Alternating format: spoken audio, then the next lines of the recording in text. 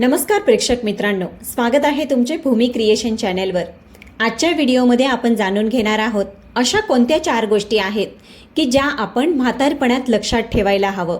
जर का त्या 4 गोष्टींचे आपण पालन केले तर घरातील सर्वच आपले मान मर्यादा ठेवतील, सन्मान करतील। चला तर व्हिडिओद्वारे जाणून घेऊया त्या कोणत्या 4 गोष्टी आहेत। आता म्हातारपणात कोणाच्या भाग्यात मुलांचं सुख नसतं। या 4 गोष्टी आपल्या म्हातारपणात खूप उपयोगी पडतील, ते लक्षपूर्वक ऐका। प्रत्येकाच्या आयुष्यात म्हातारपण नक्कीच येतं। मग तुम्ही श्रीमंत असो किंवा गरीब असो, बुद्धिमान असो किंवा मूर्ख असो, सुंदर असो वा कुरूप, कमजोर असो किंवा ताकदवान असो, म्हातारपण कधीही दया करत नाही, ही सत्यता आहे। आणि हेही सत्य आहे की म्हातारपण जेव्हा येतं तेव्हा नजरेसोबतच बुद्धीही मंद होत जाते, ज्यामुळे माणसात चिडचिडेपणा येतो। अशा वेळी घरात वाद होण्याची शक्यता जास्त वाढते।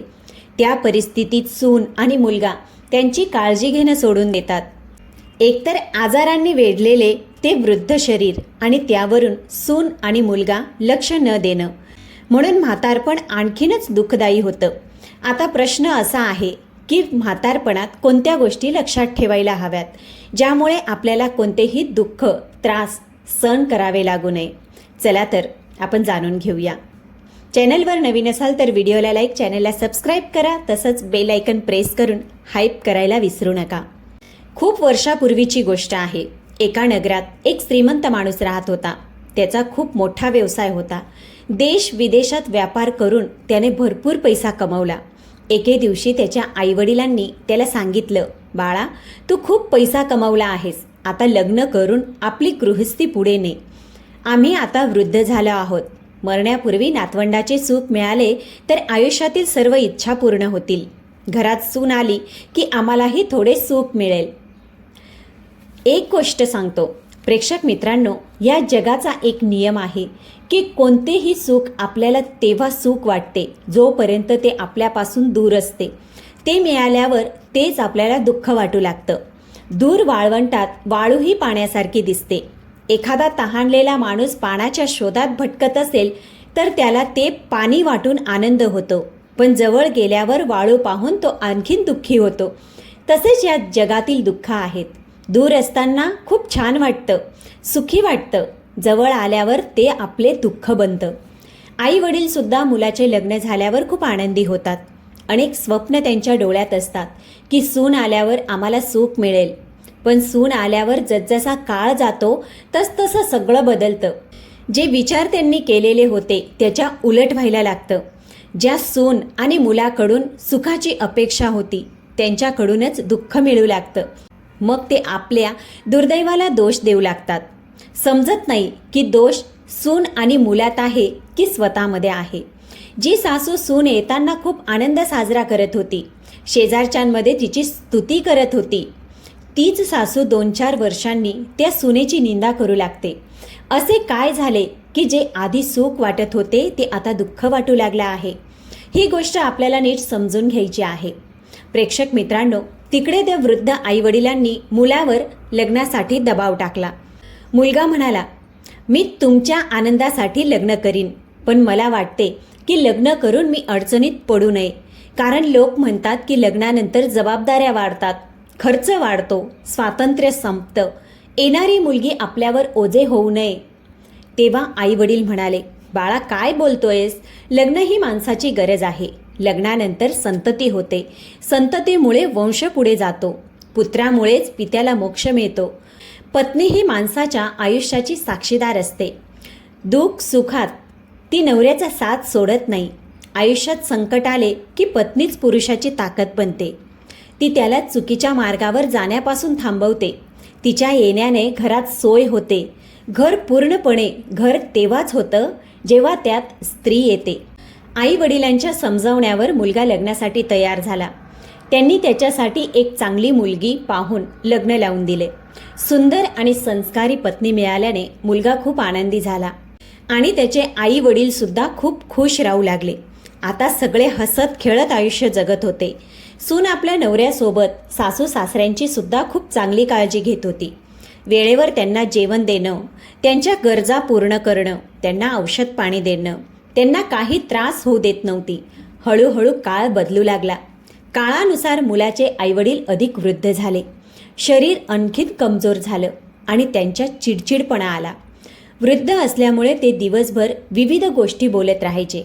जेव्हा ते काही काम सांगायचे तेव्हा असं वाटायचं की ते रागात आहेत. त्यांचे हे वर्तन मुलाच्या पत्नीला आवडत नव्हते. ती सासू सासऱ्यांच्या स्वभावामुळे त्रस्त झाली होती. जेव्हा ती उलट उत्तर द्यायची तेव्हा घरात भांडणं व्हायची. संध्याकाळी तिचा नवरा घरी आला की ती त्याला सर्व सांगायची की तुमचे आईवडील रोज काही ना काही कारणाने माझ्याशी भांडत असतात. जर असेच चालू राहिले तर मी एखाद्या दिवशी हे घर सोडून जाईन. आता मला त्यांचे बोलणे सहन होत नाही. पत्नीचे बोलणे ऐकून मुलगा आईवडिलांना समजावतो की तुम्ही दोघे आपल्या सुनेशी असे का वागतात.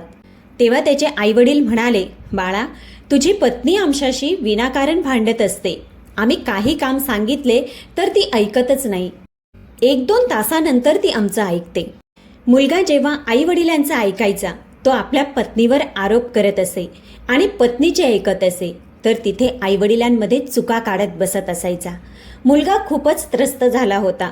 शेवटी कोणात कमी काढावी, कोणाला समजवावे, रोजच्या भांडणामुळे त्याची पत्नीही कंटाळली होती.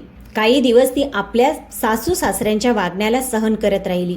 पण जेव्हा तिच्याकडून सहन झाले नाही तेव्हा ती रुसून आपल्या आईवडिलांच्या घरी निघून गेली. आपल्या मुलीला जेव्हा तिच्या वडिलांनी पाहिलं की ती एकटीच सासरहून आली आहे तेव्हा वडिलांना समजले की नक्कीच माझी मुलगी सासरी काही भांडण करून आली असेल. त्यांनी विचारलं, मुली काय झाले? तू जावयांसोबत का आली नाहीस? एकटी येण्याचे कारण काय आहे? तेव्हा मुलीने संपूर्ण गोष्ट आपल्या आईवडिलांना सांगितली आणि म्हणाली, बाबा, आता मी निर्णय घेतला आहे की जोपर्यंत माझे वृद्ध सासू सासरे त्या घरात राहतील तोपर्यंत मी सासरी जाणार नाही. रोजच्या भांडणामुळे माझे जीवन अगदी नरकाप्रमाणे झाले आहे. तिथे राहून माझा श्वास घुसमटतो. ना मी मरू शकते ना मी जगू शकते. म्हणून मी आता तिथे जाणार नाही. मुलीचे बोलणे ऐकल्यानंतर तिच्या आईवडिलांनी सांगितले, मुली, तू आलीस ते बरोबर आहे. हे तुझेच घर आहे. आरामात राहा.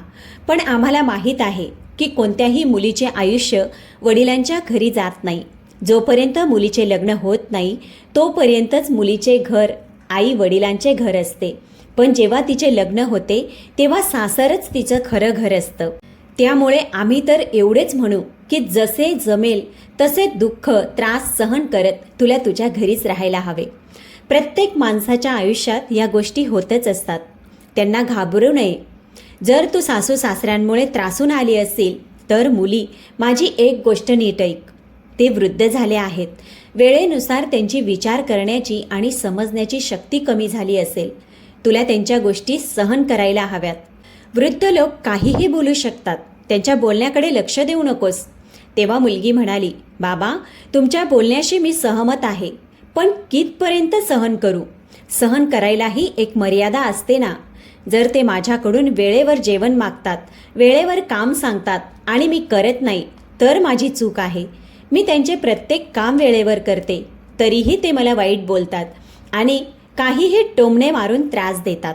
एवढंच नाही तर माझ्याबद्दल लोकांमध्ये वेगवेगळ्या गोष्टी सांगतात आणि म्हणतात की आमच्या घरात जी सून आली आहे तिचे वर्तन चांगले नाही. ते म्हणतात की आमचा मुलगा इतकं कमावतो तरी आमची सून आम्हाला काही खायला देत नाही.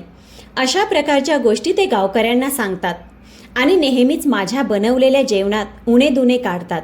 लोकांना सांगतात की आमच्या सुनेला स्वयंपाक करता येत नाही, ती आम्हाला वेळेवर जेवण देत नाही.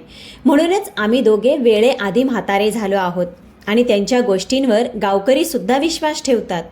आता अशा परिस्थितीत तुम्हीच सांगा की मी त्यांना जेवण का देणार नाही? मी त्यांना का मारेल? जेव्हा वडील आपल्या मुलीच्या गोष्टी ऐकतात तेव्हा त्यांना खूप दुःख होतं आणि ते आपल्या मुलीला म्हणतात, मुली, तू चिंता करू नकोस.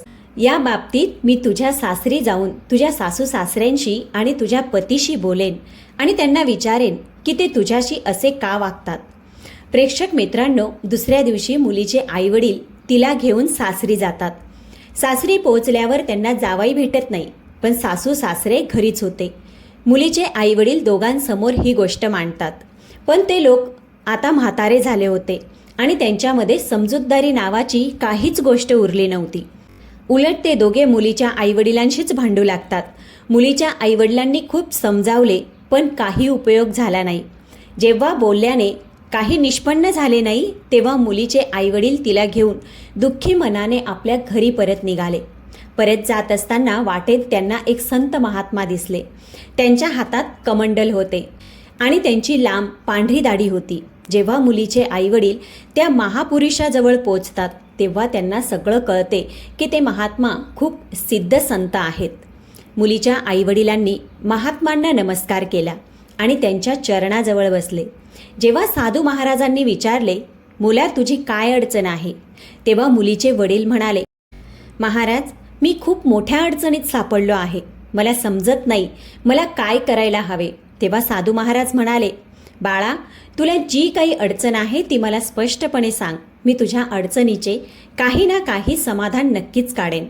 तेव्हा मुलीचे वडील म्हणाले, हे गुरुदेव, काही वर्षापूर्वी मी माझ्या मुलीचे लग्न याच गावात लावून दिले होते. लोक खूप श्रीमंत आहेत. ज्या मुलाशी आम्ही आमच्या मुलीचे लग्न केले तो मुलगा व्यवस्थित आहे, पण त्याचे आईवडील व्यवस्थित नाहीत. ते वृद्ध झाले आहेत आणि वृद्ध असल्यामुळे रोज माझ्या मुलीला त्रास देतात. माझ्या मुलीबद्दल गावकऱ्यांसमोर चुकीच्या गोष्टी बोलतात. त्यामुळे मुलगी सासर सोडून माझ्याकडे परत आली आहे आणि माझ्याकडेच राहण्याचा हट्ट करू लागली आहे. आता अशा परिस्थितीत तुम्हीच सांगा की एखादा वडील आपल्या लग्न झालेल्या मुलीचे आयुष्य कसं चालवेल. मुलीच्या वडिलांचे असे बोलणे ऐकून तो संन्यासी म्हणाला, हे मुला, जर असे असेल तर तू मला त्या लोकांकडे घेऊन चल. मी त्यांना काही शिकवण देईन. मी त्यांना काही गोष्टी सांगेन. जर त्यांनी माझ्या सांगितलेल्या गोष्टी समजून घेतल्या आणि त्यांना आपल्या आयुष्यात अंमलात आणले तर तुमची मुलगी नेहमी आनंदात राहील. ते कधीही तुमच्या मुलीशी भांडणार नाहीत. ते स्वतःही आनंदी राहतील आणि तुमची मुलगीसुद्धा आनंदी राहील. आता तर मुलीच्या आईवडिलांनी त्या महात्मांना सोबत घेतले आणि आपल्या मुलीच्या सासरी निघाले. महात्माने मुलीच्या आईवडिलांना दारात थांबायला सांगितलं आणि स्वतः घरात गेले. घरात मुलीचे सासू सासरे बसलेले होते. तेव्हा मुलीच्या सासऱ्यांनी साधू महाराजांना पाहिले. तेव्हा दोघे उठून उभे राहिले आणि साधू महाराजांना बसण्यासाठी आसन दिले. मग त्या मुलाच्या आईवडिलांनी त्या महात्मांना खाण्यापिण्याबद्दल विचारलं. साधू महाराजांनी सांगितलं की मी तुमच्या घरी मनसोक्त जेवण करीन, पण त्याआधी तुम्हाला माझे एक काम करावे लागेल. संन्यासाची ही गोष्ट ऐकून दोन्ही वृद्ध व्यक्ती म्हणाले, आम्ही तुमच्या सर्व गोष्टी मान्य करायला तयार आहोत. आधी तुम्ही जेवण करा. महात्मा म्हणाले, नाही, आधी तुम्ही माझ्या गोष्टी लक्षपूर्वक ऐका, त्यानंतरच तुम्ही मला तुमच्या घरचे जेवण द्या.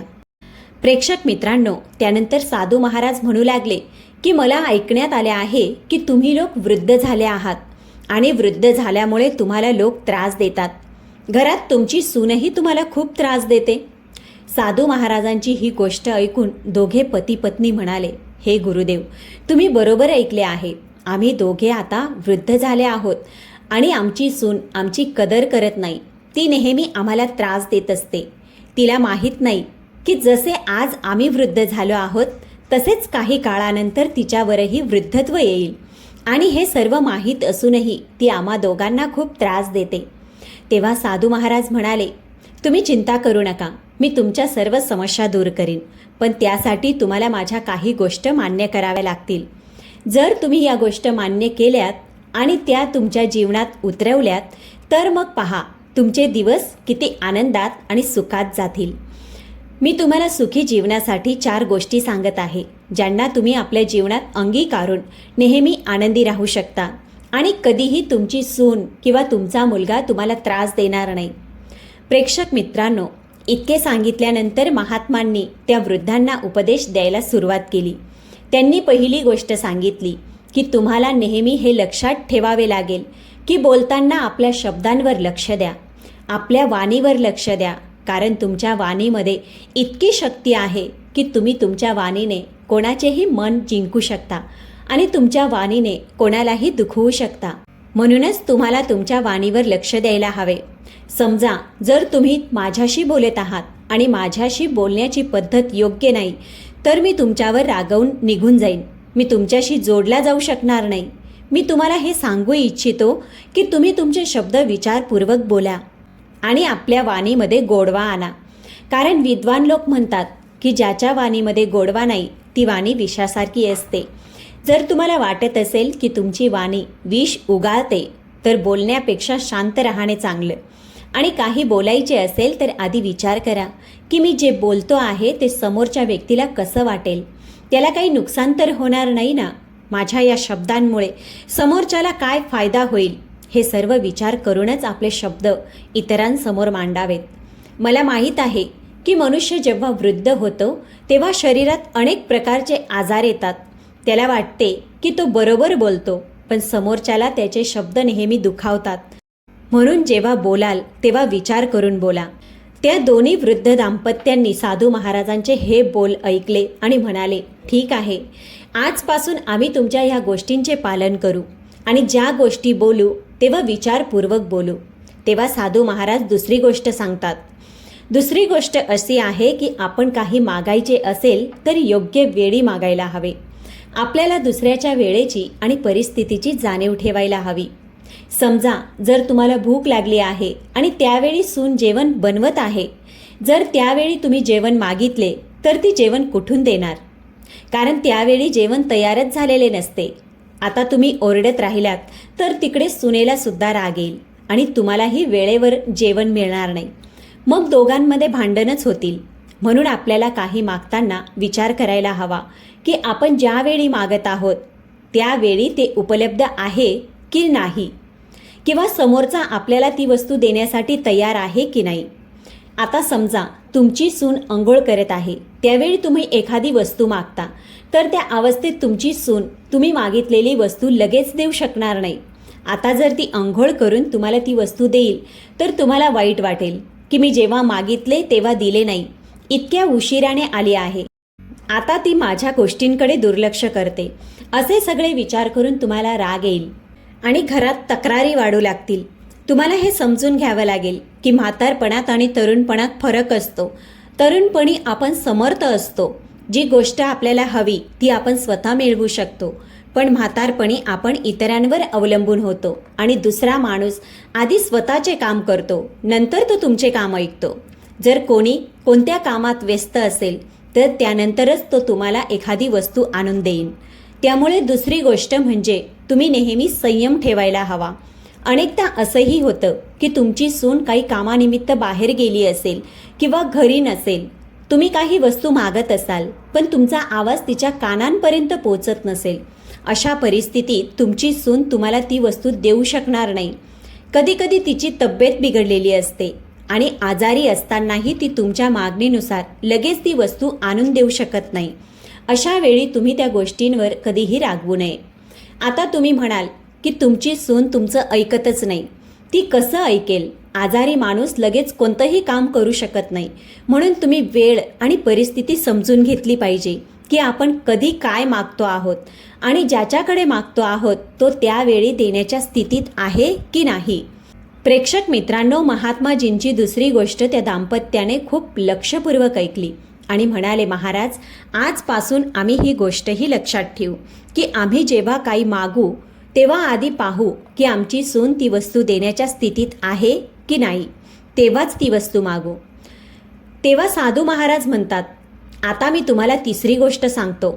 अनेकदा जेवणात काही कमी पडते, जेवण तुमच्या मनाप्रमाणे बनत नाही, तेव्हा त्यावेळी जेवण बिघडल्यावर त्यावरून भांडू नये. समजा तुमची सून जेवण बनवत आहे आणि तिचं लक्ष दुसरीकडे गेलं, कारण घरगुती जीवनात खूप कामं असतात. अशा वेळी स्वयंपाक करताना मीठ कमी जास्त होऊ शकतं, मिरची कमी जास्त होऊ शकते, पोळी जळूही शकते आणि तिने तेच जेवण तुमच्यासमोर वाढले. तुम्ही ते जेवण चाखलं आणि ते चाखताच तुम्ही चेहरा वाकडा करू लागले आणि म्हणालात की जेवणात काही चव नाही, विविध प्रकारचे दोष काढू लागलात. त्यामुळे तुमचे शब्द तुमच्या सुनेला खूप वाईट वाटतील. ती त्याला आपला अपमान समजेल. तुमच्या बोलण्याने तिला दुखापत होईल. भाऊ, चुका तर सगळ्यांकडून होतात. जेव्हा तुम्ही तरुण होता तेव्हा स्वयंपाक करताना तुमच्याकडूनही चूक झाली असेलच. मग तुमच्या आईवडिलांनी तुमच्याशी असाच वागणूक केली होती का? समजा जर तुमच्या आईवडिलांनी तुम्हाला अशी वागणूक दिली असेल तर त्यावेळी तुम्हाला कसं वाटलं असेल? म्हणून आपण इतरांच्या कामात दोष काढण्यापासून दूर राहायला हवं. मग ती स्त्री असो किंवा पुरुष, चुका सगळ्यांकडूनच होतात. स्वयंपाकात थोडीफार चूक झाली तर आपण ती सहन करायला हवी आणि आपल्या सुनेला सांगायला हवं की बाळा, आज जेवणात ही वस्तू कमी आहे, पुढच्या वेळी याच्याकडे लक्ष दे. जर तुम्ही हे प्रेमाने सांगाल तर ती त्या गोष्टींकडे लक्ष नक्कीच देईल आणि तुमच्या शब्दांमुळे तिला दुःखही होणार नाही आणि ती विचार करेल की आमचे सासू सासरे खूप चांगले आहेत की आम्हाला काही असेल तर प्रेमाने समजावून सांगतात. पण जर तुम्ही तिच्या जेवणात रोजच दोष काढत असाल तर त्यामुळे तिला खूप त्रास होत असेल आणि म्हणूनच ती गोष्ट टाळाटाळ करते. अशा केल्याने घरात भांडणं होतात. कधीतरी जेवण बिघडलं तरी तुम्ही शांतपणे सहन केलं पाहिजे आणि प्रेमाने समजावलं पाहिजे. प्रेक्षक मित्रांनो, महात्माजींची तिसरी गोष्ट ऐकून ते वृद्ध दाम्पत्य म्हणाले, साधू महाराज, आम्ही तुमची तिसरी गोष्टही समजतो आहोत. पुढे आम्ही याची सुद्धा काळजी घेऊ. तेव्हा महात्माजी त्यांना चौथी गोष्ट सांगतात आणि चौथी गोष्ट म्हणजे आपण आपल्या कुटुंबाच्या परिस्थितीबद्दल कधीही इतरांना सांगू नये. समजा तुमच्या कुटुंबात पैशांची कमतरता आहे, तुमच्या कुटुंबात भांडणं होत आहेत, तुमची सून चांगली नाही किंवा ती चांगलं जेवण बनवत नाही, ती तुमचं म्हणणं ऐकत नाही किंवा घरात कोणतीही समस्या आहे आणि तुम्ही ती समस्या इतर लोकांना सांगतात, तर तुमचं असं करणं अजिबात योग्य नाही. कारण बाहेरच्यांना जेव्हा तुम्ही तुमच्या घरातल्या गोष्टी सांगता तेव्हा ते वरवर तुमच्याशी सहानुभूती दाखवता, पण तुमच्या गेल्यानंतर तुमच्या पाठीमागे तुमची थट्टा करतात. तेच लोक त्या तुमच्या गोष्टींना एकाचे 4 करून तुमच्या सून आणि मुलांना सांगतील आणि तुमच्या घरात आणखीन कलह वाढेल. आणि सतत असे केल्याने तुम्ही सून आणि मुलांच्या नजरेत नेहमीच खाली पडता. म्हणून इतरांना आपल्या घरातील समस्या कधीही सांगू नये. यामुळे तुमच्या घरातील समस्या कमी न होता त्या आणखीन वाढतात. तुमचा मुलगा समाजात जाण्यायोग्य राहणार नाही.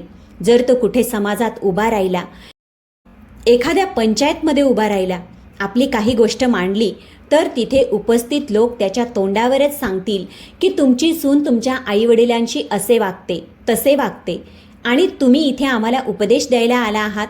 म्हणून तिथे तुमच्या मुलाचा सन्मान होणार नाही.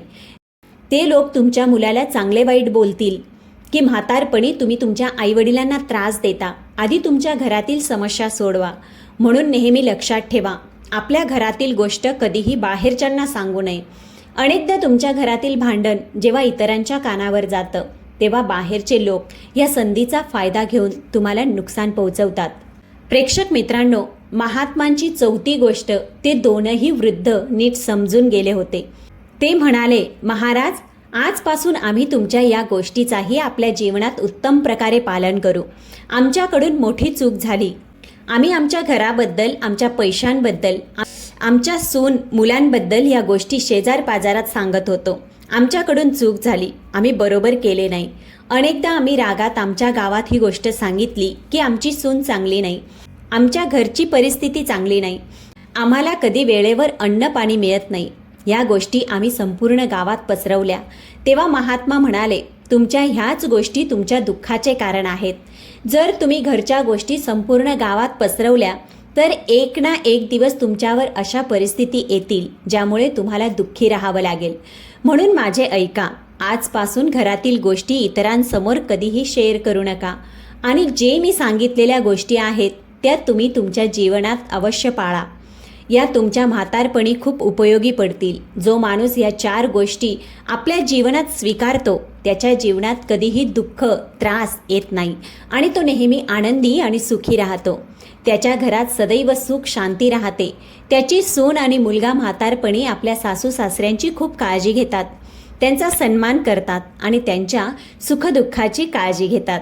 प्रेक्षक मित्रांनो, अशा प्रकारे साधू महाराजांनी त्या दोघांना 4 गोष्टी सांगितल्या. ते दोघे म्हणाले, महाराज, तुमच्या ह्या 4ही गोष्टी आम्ही नीट लक्षात ठेवू आणि त्यांचे पालन करू. आता आपण भोजन करा. साधू महाराज म्हणाले, अजून माझे बोलणे संपलेले नाही.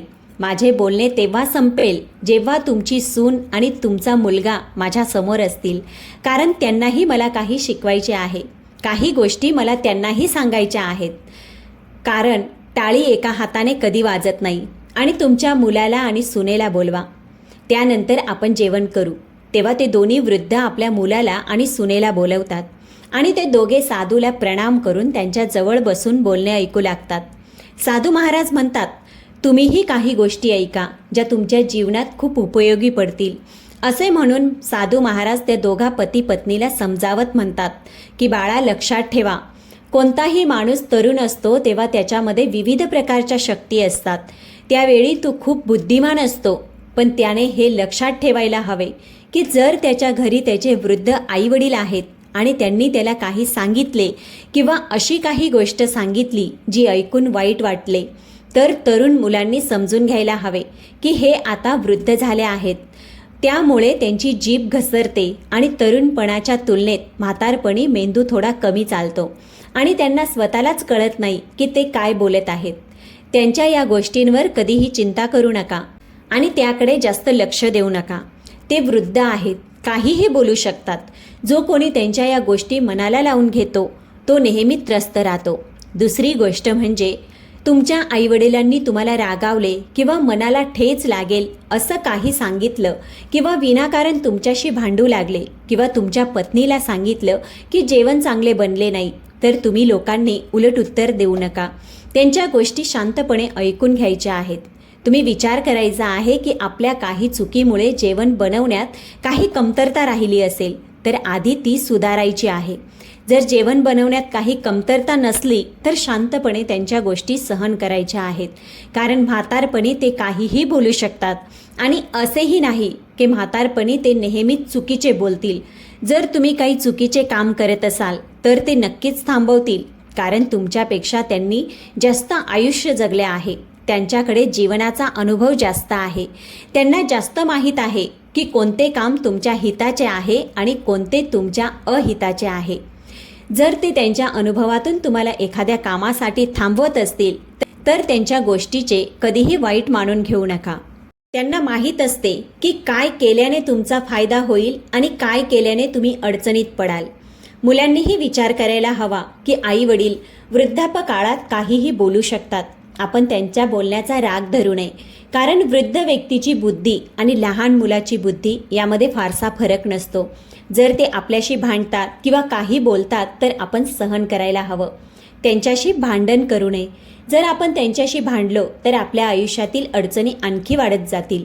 अनेक वेळा जेव्हा आईवडील वृद्ध होतात आणि त्यांची जीभ जास्त चालू लागते तेव्हा त्याला कंटाळून सून आणि मुलगा विचार करतात की त्यांना एखाद्या अनाथाश्रमात किंवा वृद्धाश्रमात सोडून देऊ. लक्षात ठेवा, जर तुम्ही असे करत असाल तर तेही विचार करा की भविष्यात तुम्हीही जेव्हा वृद्ध व्हाल आणि तुमची मुले असतील तेव्हा तुमची मुलेही तुमच्याशी तसाच व्यवहार करतील जसा तुम्ही आत्ता करत आहात. आपल्या वृद्ध आईवडिलांमुळे जरी कितीही त्रास होत असला तरी आपण त्यांची नेहमी काळजी घेतली पाहिजे. जो व्यक्ती आपल्या वृद्ध आईवडिलांची काळजी घेत नाही तो नेहमी दुःखी राहतो. आणि हेही ऐका, जर तुमच्या आईवडिलांकडून काही चूक झाली असेल, त्यांनी कोणाला काही बोलले असेल किंवा तुमच्यापासून लपवून कोणाला पैसे दिले असतील किंवा त्यांच्याकडून काही मोठी चूक झाली असेल, तर असे काही नाही की तुम्ही आपल्या आईवडिलांना उलट सोलट बोलायला लागाल. त्याऐवजी तुम्ही त्यांना प्रेमाने समजावून सांगायला हवे की बघा, तुमच्याकडून एवढी मोठी चूक झाली ज्यामुळे आपल्याला नुकसान झाले आहे. पुढच्या वेळी याची काळजी घ्या. आपल्या आईवडिलांना प्रेमाने समजावाल तर ते समजून घेतील. त्यांना मारणे किंवा शिवीगाळ करणे हा उद्धटपणा आहे. जे लोक असे करतात त्यांनी लक्षात ठेवा की एक दिवस ते पूर्णपणे उद्ध्वस्त होतात. सुना यांनी हे विचार करायला हवं की कधी कधी सासू सासरे छोट्या मोठ्या गोष्टी बोलतात, पण घरातील स्त्रिया छोट्याशा गोष्टीला वाढवून आपल्या नवऱ्याला सांगतात, रडायला लागतात आणि माहेरीही त्याच गोष्टी वाढवून आपल्या आईवडिलांना भडकवत असतात, ज्यामुळे अफवा पसरते आणि ती छोटी गोष्ट मोठ्या समस्येचे रूप घेते. प्रत्येक सुनेने हे लक्षात ठेवलं पाहिजे की ती आपल्या सासरच्या गोष्टी माहेरी तेव्हाच सांगाव्यात जेव्हा त्या खूप गंभीर असतील. एवढे सांगून साधू महाराज तिथून निघणार होते, पण पती पत्नी जे आता वृद्ध झाले होते त्यांनी सांगितले की साधू महाराज, तुम्हाला ते वचन आठवते ना जे तुम्ही येताना दिले होते. साधू महाराज म्हणाले, तुम्ही माझ्यासमोर हे ठरवा की आजपासून तुम्ही तुमच्या सून आणि मुलाला कधी त्रास देणार नाही. मुलीच्या सासू सासऱ्यांनी सांगितले, महाराज, आम्ही तुम्हाला वचन देतो, आम्ही तुमच्या बोलण्याचे पालन करू. प्रेक्षक मित्रांनो, त्यानंतर साधू महाराजांनी मुलगा आणि सुनेकडूनही वचन घेतले की आजपासून तेही आपल्या बाजूने वृद्ध आईवडिलांना कोणताही त्रास देणार नाही. हे वचन घेतल्यानंतर साधू महाराज म्हणाले, आधी तुम्ही तुमच्या वचनाचे पालन करा. जेव्हा तुमच्या घरात सुख शांती येईल तेव्हा आम्ही तुमच्या घरी भोजन करू. असे सांगून ते सिद्ध महात्मा उभे राहिले आणि आपल्या कुटीत निघून गेले. मुलीचे आईवडील त्यांच्या संमतीने परवानगी घेऊन आपल्या घरी परत गेले. जेव्हा मुलीच्या सासू सासऱ्यांनी साधूंनी सांगितलेल्या गोष्टी आपल्या जीवनात अंगीकारल्या तेव्हा त्यांच्या घरात सुखशांती नांदू लागली. पूर्वी ज्या सुनेचा चेहरा पाहताच त्यांना चीड येत होती, आता तीच सून त्यांना संस्कारी सून वाटू लागली. सूनही आता आपल्या सासू सासऱ्यांची चांगली सेवा करू लागली, त्यांची काळजी घेऊ लागली. ती असा व्यवहार करू लागली जणू ते तिचे सासू सासरे नसून तिचे स्वतःचे आईवडील आहेत. प्रेक्षक मित्रांनो, हळूहळू जेव्हा घरात शांतता राहू लागली तेव्हा सगळ्यांचे मन आनंदी राहू लागले. अशा प्रकारे राहता राहता बरेच दिवस निघून गेले. तेव्हा एक दिवस मुलीच्या आईने आपल्या नवऱ्याला सांगितले, आपल्या मुलीला सासरी येऊन यावेळी बरेच दिवस झाले आहेत, पण आपण काही विचारपूस केली नाही.